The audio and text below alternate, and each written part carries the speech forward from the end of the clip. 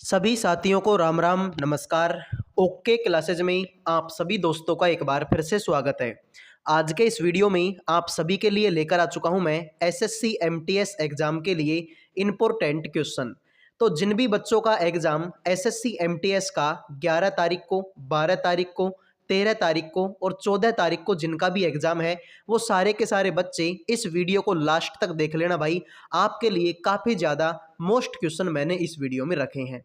तो पहला क्वेश्चन आपके सामने है, निम्नलिखित में से किसने सहायक गठबंधन की प्रणाली तैयार की थी? लॉर्ड कैनिंग ने, लॉर्ड विलियम बेंटिक ने, लॉर्ड वेलेस्ली ने या फिर मेरे भाई आपके लॉर्ड डलहौजी ने। आप लोगों से पूछा कि सहायक गठबंधन जो प्रणाली आपकी है उसको किसने तैयार किया था, और चार ऑप्शन आपके सामने है। तो आप क्या बोलोगे? सर लॉर्ड वेलेस्ली इसका क्या होगा? राइट आंसर होगा। अगर मैं लॉर्ड वेलेस्ली के बारे में बात करता हूं तो आपने एक बात सुनी होगी, किसके बारे में? पीट्स इंडिया एक्ट के बारे में। किसके बारे में भाई? पीट्स इंडिया एक्ट मेरे भाई किसके समय का है? सर ये भी आपके वेलेस्ली के समय का है। और ये कब आया था भाई? 1784 में आया था। ठीक है। अगर मैं लॉर्ड कैनिंग की बात करता हूं तो लॉर्ड कैनिंग मेरे भाई 1857 की क्रांति के समय पर, ठीक है, 1857 की क्रांति के समय पर गवर्नर कौन था? तो भाई क्रांति के समय पर आपका गवर्नर कौन था? वो था मेरे भाई आपका लॉर्ड कैनिंग। यहीं पर मेरे भाई आपसे विलियम बेंटिक के बारे में पूछा जा सकता है। तो विलियम बेंटिक ने क्या किया? सर सती प्रथा पर रोक लगाई। किस पर मेरे भाई? सती प्रथा पर रोक इन्होंने लगाई थी। और कब लगाई थी? 1829 में इन्होंने रोक लगाई। अब यहां पर मेरे भाई एक नाम बच गया, कौन सा? डलहौजी। अब डलहौजी मेरे भाई अपने आप में ही इंपॉर्टेंट है, क्योंकि मेरे भाई इसने क्या किया? 1853 में प्रथम रेलगाड़ी चलाई। 1853 में इसने प्रथम रेलगाड़ी चलाई, ये बात आपको याद होनी चाहिए।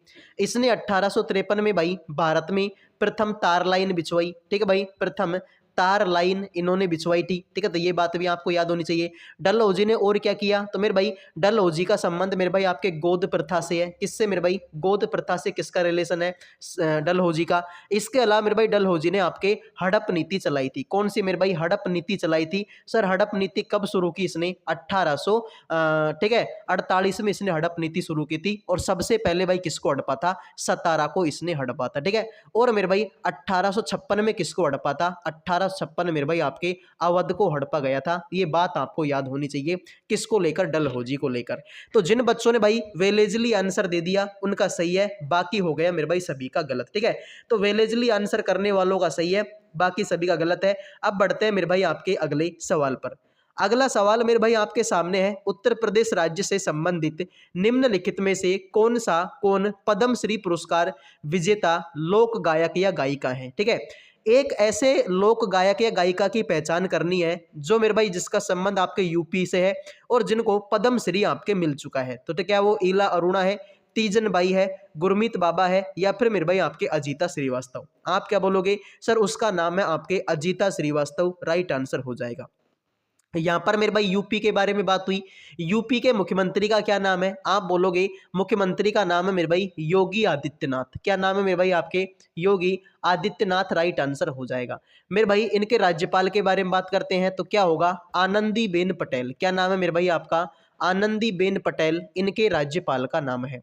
इनके मेरे भाई लोक नृत्यों के बारे में बात करता हूं तो मेरे भाई आप लिखोगे सर कजरी, यहीं का लोक नृत्य है। इसके अलावा मेरे भाई रामलीला यहीं का लोक नृत्य है। इसके अलावा रासलीला, किसके बारे में बात करेंगे? रासलीला के बारे में। इसके बारे में मेरे भाई ख्याल के बारे में। किसके बारे में मेरे भाई? ख्याल। इसके अलावा मेरे भाई आपका नौटंकी। ठीक है भाई, नौटंकी। और एक मेरे भाई आपका पूछा जाए कौन सा? मेरे भाई चरकुला। कौन सा मेरे भाई आपका? चरकुला पूछा जाएगा। ये बात आपको याद होनी चाहिए। अब अगर मैं यूपी की बात कर रहा हूं तो मेरे भाई यूपी में आपसे पूछा जाएगा कौन सा? Dudhwa national park. कौन सा मेरे भाई? दुधुआ नेशनल पार्क तुम्हारा यूपी में है।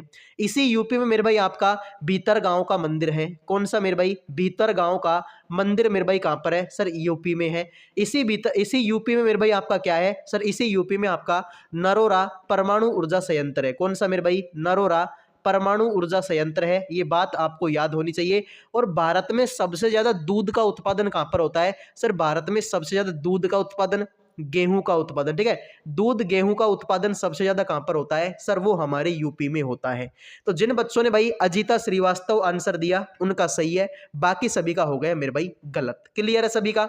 अब बढ़ते हैं आपके अगले सवाल पर।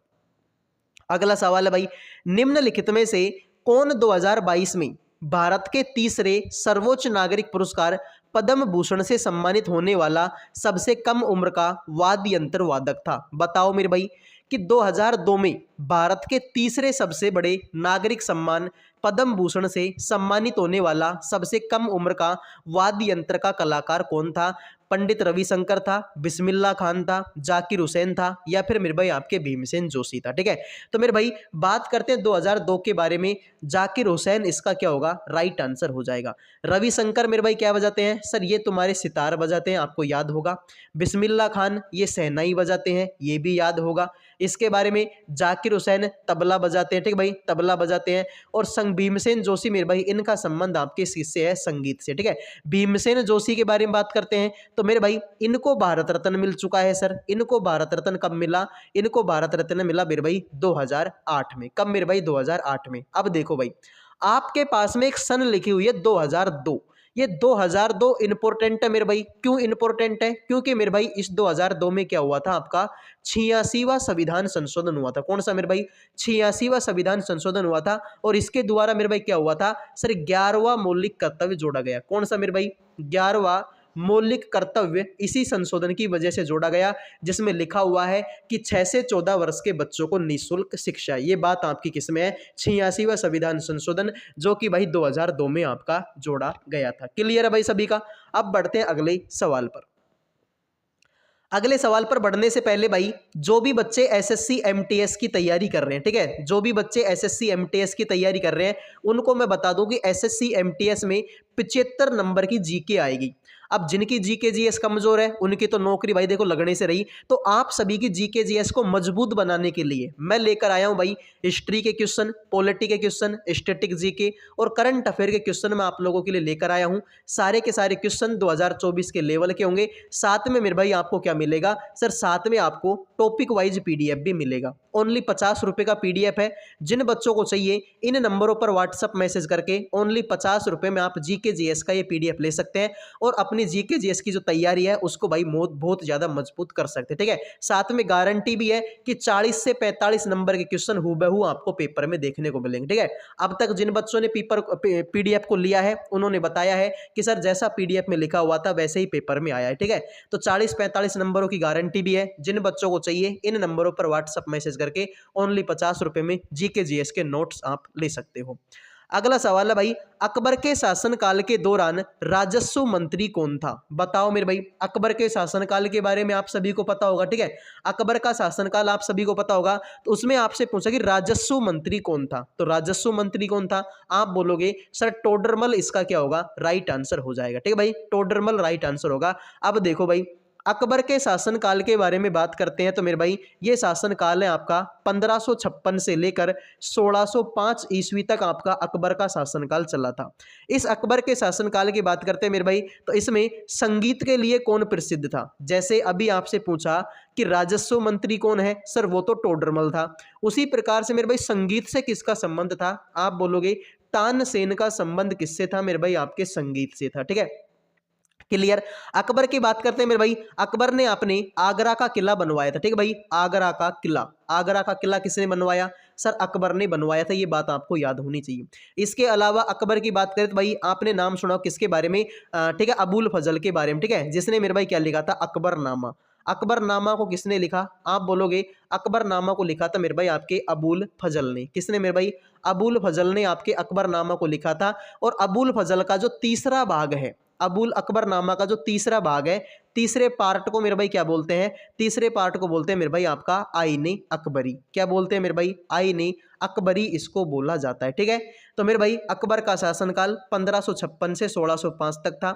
संगीत में मेरे भाई तानसेन प्रसिद्ध है। आगरा का किला अकबर ने बनवाया था। अकबरनामा को अबुल फजल ने लिखा। अकबरनामा के तीसरे पार्ट को मेरे भाई क्या कहते हैं? आईने अकबरी के नाम से जाना जाता है। तो जिन बच्चों ने भाई टोडरमल आंसर दे दिया उनका सही है, बाकी हो गया मेरे भाई सभी का गलत। क्लियर है? अब बढ़ते हैं अगले सवाल पर।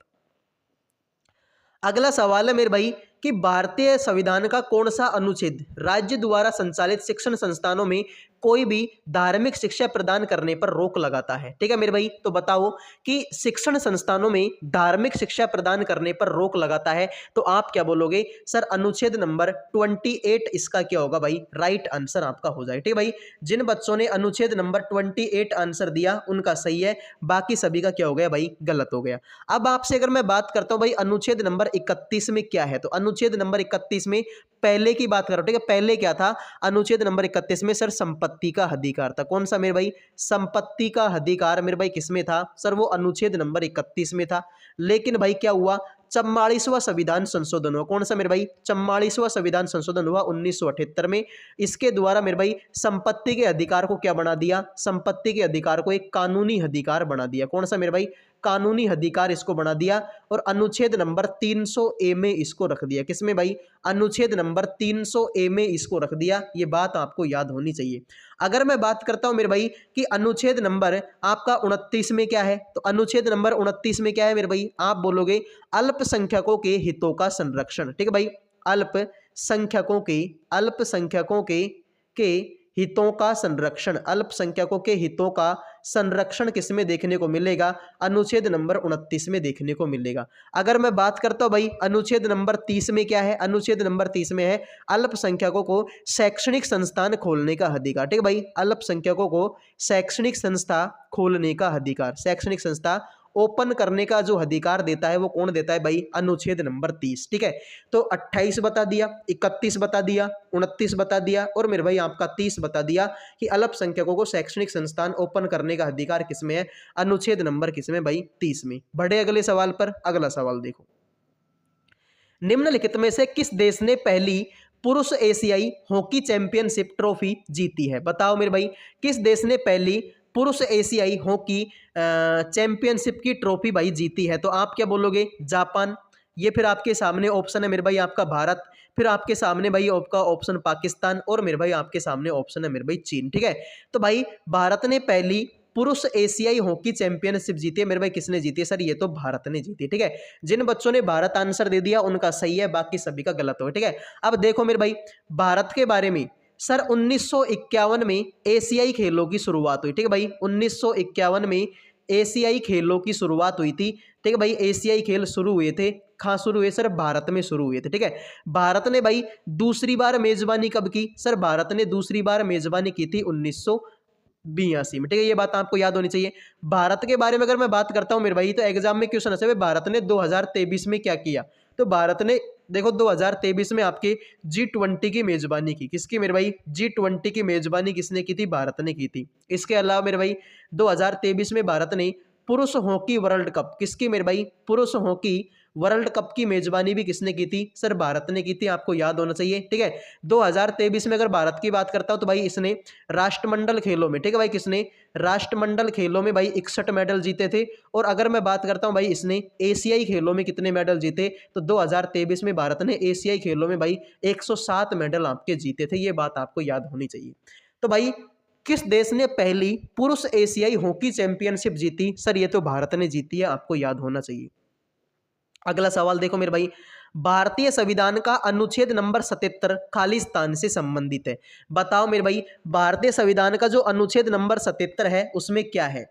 भारत के उपराष्ट्रपति हैं, बिल्कुल। भारत सरकार के कारोबार का संचालन है, बिल्कुल। उपराष्ट्रपति पद की शपथ है, या फिर मेरे भाई उपराष्ट्रपति की पदावधि है। ठीक है, तो बताइए मेरे भाई सर, भारत के संविधान के अनुच्छेद नंबर 77 के बारे में आपसे पूछ लिया, आप क्या बोलोगे? भारत सरकार के कारोबार का संचालन। ठीक है, मैंने आपको बताया था मेरे भाई कि अनुच्छेद नंबर 74 में क्या है?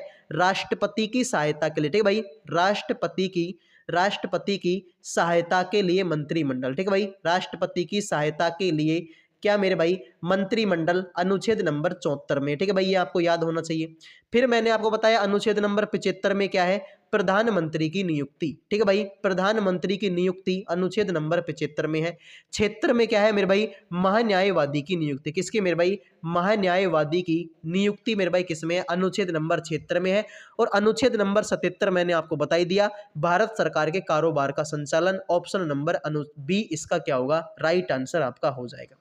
अगला सवाल मेरे भाई देखिए, मेटा और महिला बाल विकास मंत्रालय द्वारा नए भारत के सपने अभियान किस वर्ष में शुरू किया गया था? ठीक है, मेटा यानी कि आपके फेसबुक की बात हो रही है भाई। ठीक है भाई, मेटा फेसबुक का नया नाम क्या कर दिया इन्होंने, मेटा कर दिया। ठीक है, तो मेटा और महिला एवं बाल विकास मंत्रालय द्वारा नए भारत के सपने अभियान की शुरुआत मेरे भाई कब की गई थी? आप बोलोगे 2023 में इसकी क्या हुई थी भाई, शुरुआत हुई थी। कब मेरे भाई? 2023 में। 2022 में मेरे भाई क्या हुआ था? आपके अग्निवीर योजना शुरू हुई। कौन सी मेरे भाई? अग्निवीर योजना कब शुरू हुई? 2022 में आपकी शुरू हुई थी। ये बात आपको याद होनी चाहिए। तो 2023 इस सवाल का क्या होगा भाई? राइट आंसर आपका हो जाएगा। अगला सवाल आपके सामने है, निम्नलिखित में से किस राज्य में ओडिसी नृत्य संस्थान नृत्य ग्राम स्थित है? बताओ मेरे भाई, किस राज्य में ओडिसी नृत्य संस्थान नृत्य ग्राम स्थित है? अब आप बोलोगे भाई ओडिसी नृत्य की बात कर रहे हो आप, और उड़ीसा तो ऑप्शन में नहीं है। तो मेरे भाई उड़ीसा में नहीं है ये। ठीक है, ओडिसी नृत्य संस्थान की बात हो रही है। ये आपका कहां पर है सर? ये हमारा कर्नाटक में है। कहां पर है मेरे भाई? ये आपका कर्नाटक में है। कर्नाटक के बारे में आपको बता चुका हूं कि मुख्यमंत्री का क्या नाम है। मुख्यमंत्री का नाम आपके सिद्धारमैया है। क्या नाम है भाई? सिद्धारमैया। मैं इसके राज्यपाल भी बता चुका हूं। राज्यपाल का नाम है मेरे भाई आपका थावर चंद गहलोत। क्या नाम है मेरे भाई? थावर चंद गहलोत इनके राज्यपाल का नाम है।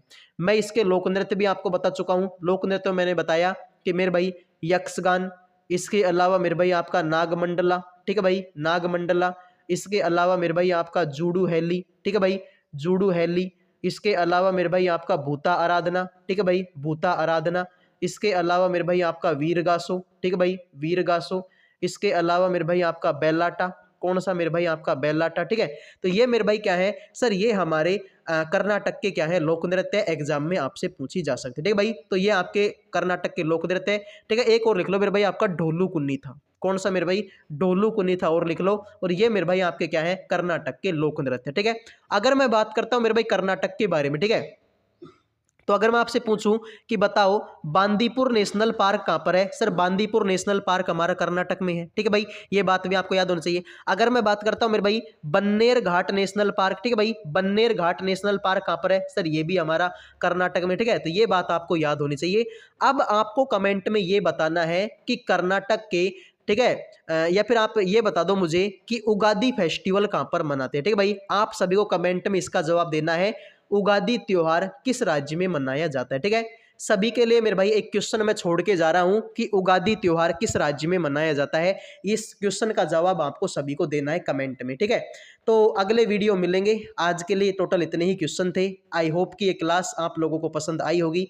पसंद आई है तो लाइक कर दो, चैनल को सब्सक्राइब कर लो। और मेरे भाई जिन बच्चों की जीके जीएस कमजोर है और एमटीएस की तैयारी कर रहे हैं, तो भाई ओनली 50 रुपए में आप जीके जीएस के नोट्स ले सकते हैं इन नंबरों पर मैसेज करके। ठीक है भाई, इन नंबरों पर व्हाट्सअप मैसेज कर देना। ओनली 50 रुपए में आपको जीके जीएस के नोट्स मिल जाएंगे। ठीक है, अगले वीडियो मिलेंगे, तब तक के लिए जय हिंद जय भारत। मस्त रहिए, स्वस्थ रहिए और अपनी अपनी पढ़ाई में व्यस्त रहिए। ठीक है भाई।